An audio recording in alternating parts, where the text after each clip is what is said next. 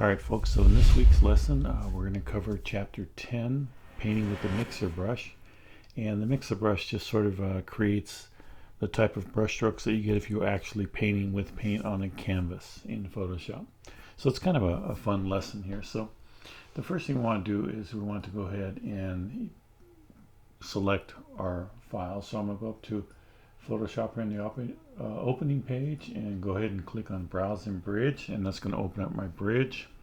And in Bridge I'm going to select my lesson files, and I'm going to go over to chapter or lesson 10 I should say. Click on that and double click. It shows the start picture and the end picture. It also shows the end picture of the painting palette and the start. So we're going to click on the start and open that on up. And the next thing we want to do is we want to go up to the top here, and right in this little drop down menu up here on my workspace, we want to go down to the painting workspace and select that. Alright, so the first thing we want to do is zoom in on our palette to see our tubes of paint here. So I'm going to hold down the Z key and just click my mouse once so I can see the tubes. And next thing I want to do is go on over here and select my mixer brush tool, which is right here, and click on that. And I want to take a sample. After that, what we want to do is we want to go to Windows, and we want to go ahead and select our brush settings.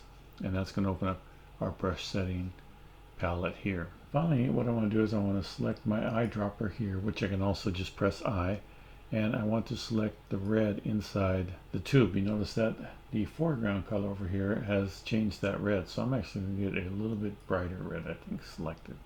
There we go. Now go back over and select your mixer brush tool, and up here in this drop down menu here we want to select the dry brush. And the dry brush has wet at 0, load at 50%, flow at 100%. Now the dry brush, when we come on over here, and I'm just going to make my brush just a little bit smaller. If I click my mouse and just hold it down and paint with the dry brush, you see that it paints for a while, and then eventually it will dry out. And that's basically meaning that your brush has a certain amount of paint on it, and as you paint with that brush, eventually you just use up all of that paint. So for the next one, we're going to go ahead and select our eyedropper again and come on over here to the blue paint and select that. Notice that our foreground color changes to blue. And I'm going back up and selecting my mixer brush. And for this mixer brush, the book shows you to select this particular one here. Now they have a different name on a brush in the book, and I don't, so I'm just going to go with this. The main thing I think they want to show you is that there are different brush selections and they'll do different things. So you know, you can learn that as you go. But this particular one, we're going to go on up now. Instead of having it a dry, we're going to drop it down to wet. Now what happens on the wet is that as you paint, this brush mixes in with the background, and you see that we have that light blue that's mixing with the background. Go back on up here and select dry again. And now when you come back with the same brush, notice that it is a much darker color that comes out of that. So, and it's a much more opaque color. Now for the next one, we're going to take a sample of the yellow brush, and this time I'm just going to hold down the I key and click on the sample there. And then it automatically goes back to my mixer brush, as you see up here. So they want you to select a pencil brush out of the book here, and mine don't match up, and you can reset it, I guess, to match up with the book, but I'm gonna leave mine alone. But I did find a pencil over here in this panel right here underneath brushes, so I'm clicking on that, and that gives me a pencil brush here. And I'm gonna make that brush a little bit bigger by clicking on my brackets that are next to the P. The left bracket closes it down, the right bracket opens it up. So I'll get it about right there. And I want to have dry again, and what I'm gonna do is I need a much bigger pencil than that. I think I need a much bigger pencil brush than that one. Let me see here. It's a 45. Now I'm gonna go with the erodible. Let's see, 50. Yeah, let's try this one. There we go. I just want to be able to see what I'm doing here. So you can see that as you bring it on in, the pencil, if you keep going with it, it's going to dry out again, just like it did with the other dry one. But this time we're going to go up here, we're going to pick very wet. And now we're going to start painting, and you see that it now, even as I go over those colors, it mixes in with the background there. So it sort of goes over whatever you had before and mixes with the background. So a wet brush mixes with the background, whereas a dry brush is very opaque and does not mix with the background. Now every time you click your button, you reload it, your left button on your mouse, you actually reload that brush. So if you're using a dry brush and it starts to run out, all you gotta do is just re-click and it reloads that brush automatically. And the reason for that is we'll go up here to the dry brush here, and then when we look at the flow, we have certain buttons here, and this button here loads brush after each stroke and cleans brush after each stroke, so we can completely clean the color off the brush if we don't want to mix it, which we'll find out in a little bit. So for the last one, we're going to select the green, and again I'm going to hold down just the I key here. I'm going to select it. So for the last one, I'm going to select the green. I'm going to hold down the I key and click on the green there, and again my color changes to that green. And up here we definitely want the dry brush again, and this time we're going to select a pencil or a brush that has a hard round edge, which is this one right here. And you see the size of the brush, the hardness is all the way to 100, so we have a hard round brush, and all we're going to do is just paint a zigzag. Now notice as I slow down I get a much darker color, but as I speed up it sort of has to overlap. You get these little white spots in there. So that's the first part of this lesson on the palette. Let's go on to the second part. Okay, for the second part of the assignment, we're going to mix colors on this palette here, and they have marks on it so that you know where they're at. And this is by this layer here, the circle layer, and we have a paint mix layer, which you see when I turn that on and off, it's just a clear layer. But we definitely want to select the paint mix layer, because you saw in these ones here how when you use a wet brush it mixes with the background. By using its own paint layer, it's not going to be affected by the brown of this palette. Now the only way that it is when we go to the mixer brush, and I'll go over here to the mixer brush. Now you should have this set up so that you're on the painting palette. Now if you're on the essential palette here, your mixer brush is going to be hidden below your paintbrush tool. That's where your mixer brush is going to be. But if you're on the painting palette, then when you head on over here, your mixer brush is going to be right out there, easy to find. And you should be on the painter palette. That's what the book originally showed you to go to. Now up here at the top we're going to talk about these two little tabs here, and this first one here cleans the brush. So when you press on it, it loads the brush after each stroke. So every time you click and click on another color or click something else, it's going to clean that brush. So when you have that on, that will automatically do that. So this one right here will clean the brush after every stroke. So every time, you know, it's like you dip it in some water and cleaning off the acrylic paint each time. So last one we used was the yellow. So we can also do the drop down menu here and clean brush. We can just click on that and that will clean that brush. So let's take a sample. Again, I'm going to hold down the eye and take a sample from the red here, and we're going to go ahead and paint red in this square here. Now the brush that you want to use for this, and let me just go on over here to my brush, is just this first one here will be fine. It's a soft edge brush. We're just going to use that to paint right around inside the circle here. I'm going to make my brush a little bigger just to make this go a little bit faster. Alright, so we have that color in there. Now because we are on this layer here, our paint mix layer, we can mix our paints together. So again, I'm going to press down the eye and I'm going to take a sample of the blue paint here. And I'm going to head on up here and I'm going to start painting this in with the blue until I get a purple. And as I keep painting, you know, I just keep mixing it in. And I could actually now take a sample of that. So I press I for my eyedropper, take a sample of that, and I can add that purple on over to the square right on over here. So now the paint that I mixed here I can use as a base paint or to mix with other paints, whatever I want to do, or just as a paint. Okay, so for our next circle, I'm going to go up here and I'm going to go ahead and just clean the brush so I have a transparent back or transparent color patch there. And then I'm going to come down to the yellow, and I'm going to click on the blue here. Sorry about that.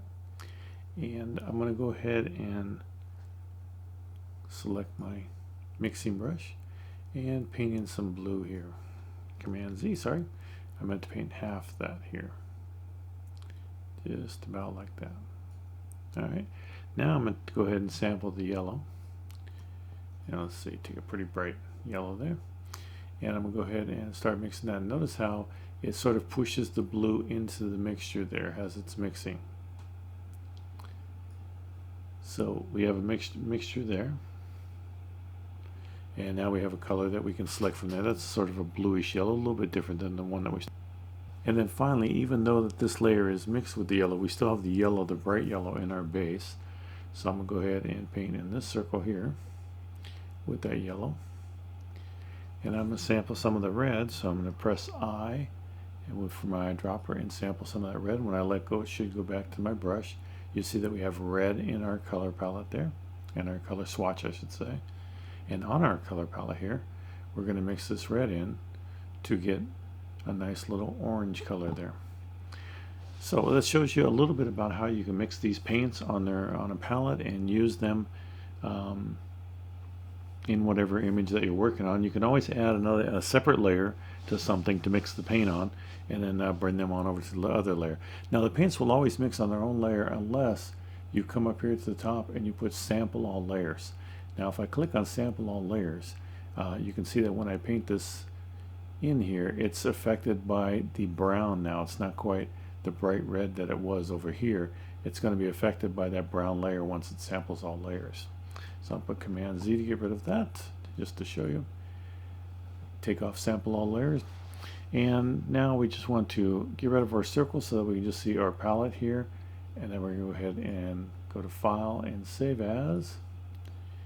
And then this is going to be our final image for that. And you can just have it as working if you like, which is what I'm going to do. And I'll save that. And I'll replace it. And there you go. So that wraps up this part of it. Now let's move on to actually painting something and see how we do on that. Alright, so for the next part of this time, we're just going to go up to File and we're going to go to Open. And then it's going to open up the lesson 10. And what I want is I want the landscape working start is what I want. And I'm going to open that one. Okay, so first thing I want to do is zoom in a little bit. And we're going to work with custom brushes here. And what do you want to do is first save this as a working file. So I'm going to go ahead and save as. And I already have one here as working, so I'm going to click on that because I'm going to save it as a working landscape. And save. And in my case, I'm going to replace it because I already have one there, but you will not have one there. And just click OK on 12 maximum for the JPEG references there. And click on my brushes here. Move that out of the way. Alright, so now we're set up here to go, and we're going to load a custom brush. Now sometimes you'll buy a brush, or you might get a brush included in a tutorial or something like that, so you want to load them, and that's the case that we have here. We have some brushes that are included in this tutorial. So to load up the brush, we're going to head on over here to our brushes, and before I show you that, let me show you how this is set up here. We have our brushes as we scroll down, and I'm going to go down right down to the bottom. You see that we have some legacy brushes, and when you click on that and move to down arrow, you see that we have a number of other brushes down here that we can use, and each one of these has a whole bunch of brushes inside the file here. So they're all used for different things. You see we have some legacy brushes, some full finish brushes, dry media brushes, drop shadow brushes, all kinds. Alright, so we want to load up a preset here of brushes, so we're going to click on this and we're going to go to import brushes, and we're going to go back to our lesson 10 folder. You see that we have a CIB landscape brush, and we're going to click on that, and what that's going to do is that's going to load it here. You see that we got the CIB landscape brushes, and when I click the down arrow on that, we will have all kinds of brushes to select from. Now not only are these brushes custom made, but you can also custom make them and have them include color swatches or color with them. And you also have the type of brush that is going to be used with. So we have these brushes to work with. Now the next thing we really want to check out is how to create a custom brush. And the way that we're going to do that is we're going to click on the round fan brush, and we're going to go to our brush settings menu. You see that we have some bristle qualities, and there's different things here. So on the bristle quality here, the bristle quality we're going to put it at 35%. And we're going to put the size, actually we're going to bring that down to 36. And the length we're going to go to 32%. And the thickness we're going to go ahead and make that 2%. So we're going to make it a little thicker than what we had it. And the stiffness we want about 75%. Now you can also adjust here. You can see that I can adjust it here. Sometimes it's a little harder than just clicking on it and putting the number there. And the angle we're going to keep it 0, and the spacing 2%. So in addition to that, we're going to go ahead and select dry from the pop-up menu, so that this covers quite a bit. We're going to go ahead and press dry there. And then we want to create a custom color on this also. So we're going to click on our color, and that's going to create this palette here. And the book has some numbers here that we're going to put in. So I think on red we put 86, and on green we're going to put 201, and on blue we're going to put 252. And so this creates a nice little sky blue here. And so once we have that, we're going to go ahead and save that. So we will come on over here to the brush preset. We're going to select new brush preset. So it's going to take what we currently have, and it's going to save it as a new brush. And we're going to type in sky brush and click OK. And so now we have the sky brush appear right below our round fan brush. And the reason for that is that we started inside this folder, and we started with a round fan brush. Now we could actually save that sky brush. We could create a new folder by clicking on this little icon right here to create a new group, and just drag that down into our new group, so we can have custom made brushes, or my brushes or something like that. So you could easily do that with the sky brush, but for now we're just going to leave that right there. Okay, so now that we created the sky brush, we have that saved right here. We're actually going to go ahead and use that brush. So let me just close this out so that we have some room here. And you see that when I drag over, it's pretty opaque, and we got quite the brush here. So I'm just going to go ahead and paint in my sky, and I'm going to use my mouse. Now this is where, if you had a tablet, a pen tablet, this would be very useful. Now I do have a pen tablet, but I'm going to go ahead and paint with my mouse so that I can feel your paint as you do it too, because most people don't have a tablet. So I will just speed all of this up. Okay, so I have that all done now. So next thing I want to do is add in some clouds. And I'm going to select my cloud brush here. And this brush again comes with presets, the color and everything. So all I'm going to do is just start working clouds in here. Now this is a wet brush here, so this is going to mix in with my blue. And you can see that you can just keep spreading it around, and it's sort of a random brush that allows you to very simply make clouds, even for somebody like me, which is kind of cool. I don't want to be too symmetrical here, which is what I appear to be doing. Alright, so I have my clouds. Move on to adding some green grass in this shadow right here. And so for that, we're going to scroll down a little bit here and select the next one down, which is the green grass highlight. And you can see that when I make these strokes here, I'm adding grass right into this area here. And all you want to do is just add some grass in the green area. Now, this hasn't been mowed for a while, so I have some pretty tall grass going in here. And the wind is blowing it, so I have to go some different directions too. And you can see, again, this is a wet brush, and even though it's using the colors in the background also to blend with, even though we didn't paint that background, we're coming from a picture, it's still going to incorporate those into the brush strokes. The next thing we want to do is we want to click on the foreground tree brush, and we're going to go ahead and paint in as much of the tree as we can. So again, this is going to be a little bit time consuming, but you want to paint in all the foreground of the tree, and leave some areas open because we are going to go back and paint in a lighter shade in a little bit. So again, this is up to you as to, those of you that with artistic talents would make this look way more real than I am. And you can probably see that this is why I am really a photographer first and not considered an artist at all. Because even with brushes, I have an issue with that, with Photoshop. But I'll do my best. And I'll go ahead and speed this up so that you can get through this rather quickly. Alright, then after that we're going to go to the background tree brush, and that's for these guys back here. And again, these brushes come pre-sized and everything so that they sort of work with what you're painting. And I'm just painting in these trees back here. Alright, then the last one for our trees, I'm going to go ahead and paint tree highlight brush, and this is going to be all the highlighted areas here are going to get painted. And I don't think this picture is going to be one that anybody's going to print out and put up on the refrigerator anytime soon, that's for sure. Even my parents wouldn't do that.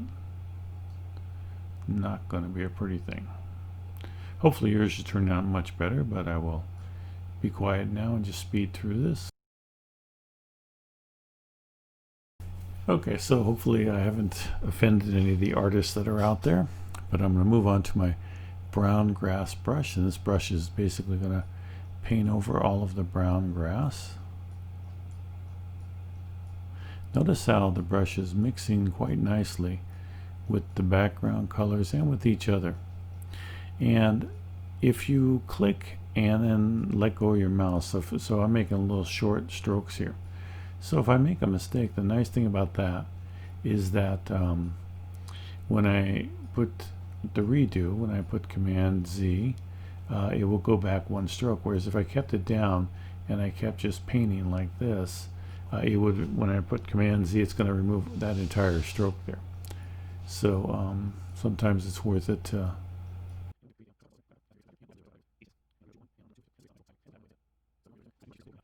Okay, then the next brush I'm going to use is the foreground regrass. Now this one's kind of nice because this brush will just add, as you drag it across, it will just add grass here. I'm just holding down my mouse and just dragging it across. So this is kind of a nice brush to use. I'm going to make a little smaller ones to add across here.